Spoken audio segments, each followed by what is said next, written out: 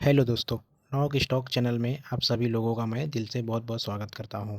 दोस्तों, वीडियो को स्टार्ट करने से पहले एक बात मैं आपको क्लियर बता दूं, ये चैनल हमने लर्निंग और एजुकेशन पर्पस के लिए बनाया है। इसमें हम आपको जो भी जानकारी बताएंगे वो लर्निंग और एजुकेशन पर्पस के हिसाब से रहेगा। आइए चलते हैं हमारे मेन स्क्रीन पे। आज का हमारा टॉपिक है CDSL और NSDL क्या होता है। आसान भाषा में इसको समझेंगे या समझने की कोशिश करेंगे। CDSL NSDL क्या है, डीमैट अकाउंट का पूरा सच, आइए जानते हैं आसान भाषा में। तो चलते हैं हमारी अगली स्क्रीन पे। क्या आपने कभी सोचा है कि जब आप कोई कंपनी का स्टॉक या शेयर खरीदते हैं तो वो कहाँ पर रखा जाता है? क्या आपके ब्रोकर के पास रहता है या किसी बैंक में? अगर आपके मन में भी यही सवाल है तो आज इस वीडियो में आपको इसका आसान जवाब मिलने वाला है। आज हम बात करेंगे CDSL और NSDL के बारे में। वीडियो ख़त्म होने तक आपको उम्मीद है पूरी जानकारी समझ में आ जाएगी और या फिर हम जानने की कोशिश करेंगे। CDSL NSDL कैसे काम करते हैं, शेयर बाज़ार में इनकी क्या भूमिका होती है, आइए समझने की कोशिश करते हैं आसान भाषा में। सबसे पहले डीमैट अकाउंट को समझने की कोशिश करते हैं। मान लीजिए आपके पास एक तिजोरी है। जिस तरह हम अपनी ज़रूरत की चीज़ें जैसे गहने या महत्वपूर्ण दस्तावेज़ तिजोरी में सुरक्षित रखते हैं, उसी तरह शेयर बाज़ार में आपको शेयर डिजिटल रूप में डीमैट अकाउंट में सुरक्षित रखे जाते हैं। लेकिन सवाल ये है, क्या इस डिजिटल तिजोरी की देखभाल कौन करता है? आप समझ रहे हैं दोस्तों? मतलब डिजिटल तिजोरी तो है लेकिन इसकी देखभाल करने के लिए भी तो कोई होना चाहिए ना।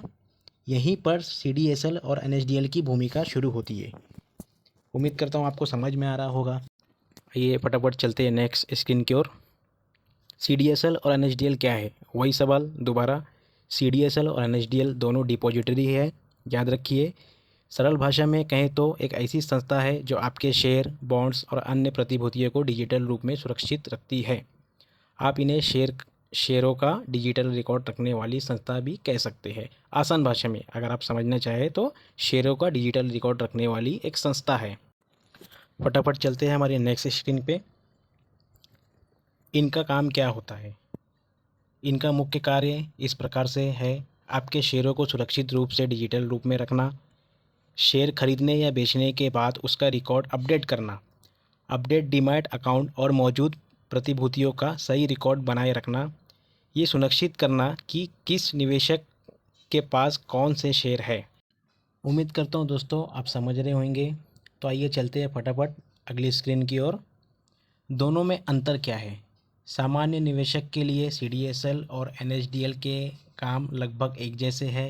अंतर केवल इतना होता है कि आपका ब्रोकर किस डिपॉजिटरी से जुड़ा हुआ है। यदि आपका डीमैट अकाउंट CDSL से जुड़ा है तो आपके शेयर वहीं दर्ज होंगे, और यदि आपका अकाउंट NSDL से जुड़ा है तो आपका रिकॉर्ड वहाँ रखा जाएगा। दोनों ही सुरक्षित और मान्यता प्राप्त संस्थाएं हैं। आप समझ रहे हैं दोस्तों? यानी आपका जो ब्रोकर है, जो ब्रोकर आपका जिस डिपॉजिटरी से जुड़ा है, यानी CDSL से भी जुड़ा हो सकता है आपका ब्रोकर, NSDL से भी। अगले पेज पे आते हैं। एक आसान सा उदाहरण, मान लीजिए आपने अपने ब्रोकर के माध्यम से किसी कंपनी के 10 शेयर खरीदे।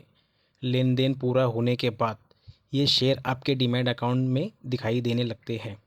इन शेयरों का डिजिटल रिकॉर्ड CDSL या NSDL के पास सुरक्षित रहता है।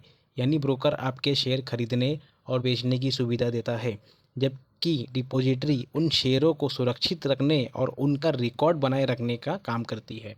यानी ब्रोकर शेयर खरीदने, बेचने, ट्रेडिंग अलाउ करता है, डिपॉजिटरी सिर्फ उनका डिजिटल रखने के लिए ही बनाई गई है।